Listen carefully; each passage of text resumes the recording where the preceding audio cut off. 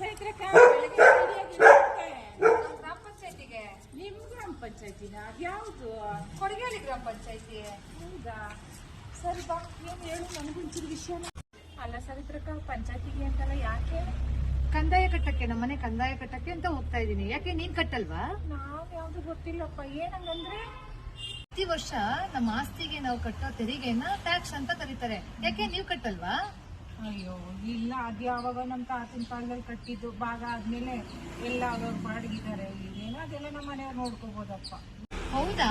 ಇದೇ ನಾವು ಮಾಡೋ ಮೊದಲನೇ ತಪ್ಪು. ನಿಮ್ಗೆ ಇನ್ನೂ ಹೆಚ್ಚಿನ ರೀತಿ ಮಾಹಿತಿ ಬೇಕು ಅಂದ್ರೆ ಇರು, ನಮ್ಮ ಅಕ್ಕ ಬರ್ತಾವ್ರೆ, ಕರಿತೀನಿ. ಅಕ್ಕ, ಏನಿಲ್ಲ, ನಮ್ಮ ಗ್ರಾಮ ಪಂಚಾಯತಿನಲ್ಲಿ ತೆರಿಗೆ ಕಟ್ಟೋದ್ರ ಬಗ್ಗೆ ಇವ್ರು ಕೇಳಿದ್ರು. ನಾನೀಗ ಆಲ್ರೆಡಿ ಹೇಳಿದೀನಿ, ಇನ್ನಷ್ಟು ಮಾಹಿತಿ ಬೇಕಂತೆ ಅವ್ರಿಗೆ. ಅದಕ್ಕೆ ನೀವೊಂದ್ ಸ್ವಲ್ಪ ಹೇಳಿ ಅಂತ ಕರೆದೆ. ನಾವು ಪ್ರತಿ ವರ್ಷ ಹೋಗಿ ಗ್ರಾಮ ಪಂಚಾಯತಿಗೆ ಕಂದಾಯ ಪಾವತಿ ಮಾಡಿದಾಗ ನಾವು ನಮ್ಮ ಜಮೀನಿಗೆ ನಾವು ಮನೆಗಳಿಗೆ ಹಕ್ದಾರರಾಗಿರ್ತೀವಿ. ಅದಕ್ಕೆ ಹಂಗಾಗಿ ನಾವು ಪಾವತಿ ಮಾಡಬೇಕು. ಪ್ರತಿ ಕೇಸ್ ಏನಾದ್ರೂ ಆದಾಗ ನೀವು ರಶೀದಿ ಪಡೆದಿರ್ತೀರಲ್ಲ, ಅದರಿಂದ ನಿಮ್ಗೆ ಉಪಯೋಗ ಆಗುತ್ತೆ. ನಮ್ಮ ಪಂಚಾಯತಿ ನಮ್ಗೆ ಪ್ರತಿದಿನ ಮೂಲಭೂತ ಸೌಕರ್ಯ ಆದಂತ ನೀರು, ಲೈಟು, ಮತ್ತೆ ಚರಂಡಿ, ರೋಡು, ರಸ್ತೆ ಎಲ್ಲಾನು ಒದಗಿಸ್ಕೊಡುತ್ತೆ. ಮತ್ತೆ ನಾವು ಮೂಲಭೂತ ಸೌಕರ್ಯ ಆದಂತ ಅಂಗನವಾಡಿ, ಸ್ಕೂಲ್ಗಳಿಗೂ ಸಹ ನಾವು ಒದಗಿಸ್ಕೊಡ್ಬೇಕಲ್ವಾ ಪಂಚಾಯತಿ.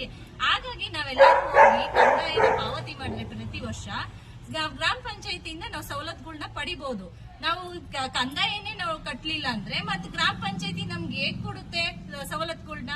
ಹಾಗಾಗಿ ನಾವು ಪ್ರತಿ ವರ್ಷ ಹೋಗಿ ಪಂಚಾಯತಿಗೆ ಕಂದಾಯನ ಪಾವತಿ ಮಾಡೋಣ. ಮನೆ ನಾವು ಅಲ್ಲಿಗೆ ಹೋಗಕ್ ಆಗ್ಲಿಲ್ಲ ಅಂದ್ರೆ ಬಾಪೂಜಿ ಸೇವಾ ಕೇಂದ್ರ ಇದೆ, ನೀವು ಅದರಿಂದ ಆನ್ಲೈನ್ ಅಲ್ಲಿ ಸಹ ನಾವು ಪೇಮೆಂಟ್ ಮಾಡಬಹುದು.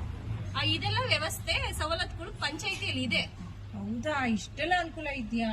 ನಾನು ಇಷ್ಟು ವರ್ಷ ಯಾಮಾರ್ಬಿಟ್ಟೆ. ಈಗ್ಲೇ ಹೋಗಿ ನಮ್ಮ ಮನೆಯವ್ರಿಗೆ ಹೇಳಿ ಕಂದಾಯ ಕಟ್ಟಿಸ್ತೀನಿ.